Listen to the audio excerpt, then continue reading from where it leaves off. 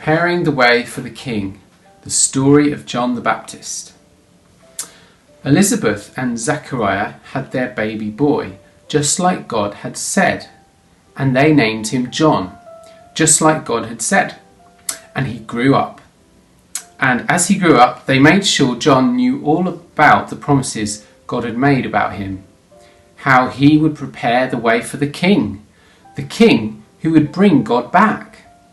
And every night they sang John to sleep with a special song. God couldn't remain, sin drove him away, but now he has heard what we hoped and we prayed. God is coming back to earth to stay. From the time he was born, in fact even before he was born, John had a special something about him, some kind of special spirit, and he knew it was to help prepare the way for the King. Maybe that special spirit explains why John did some of the odd things he did. What kind of odd things, you say? Odd things like only wearing clothes made from camel's hair.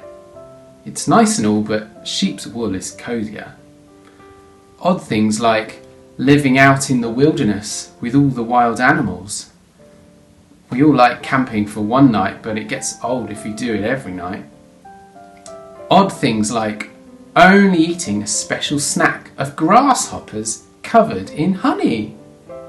The honey sounds nice, but I don't want those grasshoppers, thanks. But even though John was different, God was with John. Even when he was wearing uncomfortable clothes, when he was alone in the wilderness, and even when he had to eat bugs, God was with John. Because God was with John, God's people went out to the wilderness to listen to him. Day after day, this is what John would say. Open up your ears and listen. Open up your hearts too, because God's got something to say.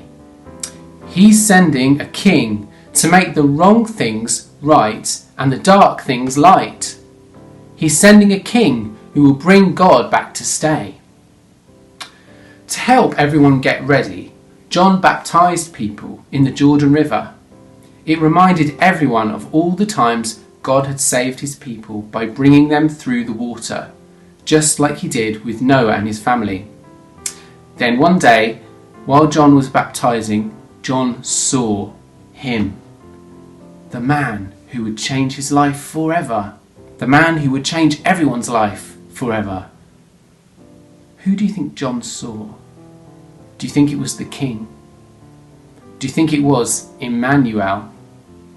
You're right, it was the King. But before this King was a man, he was a little boy.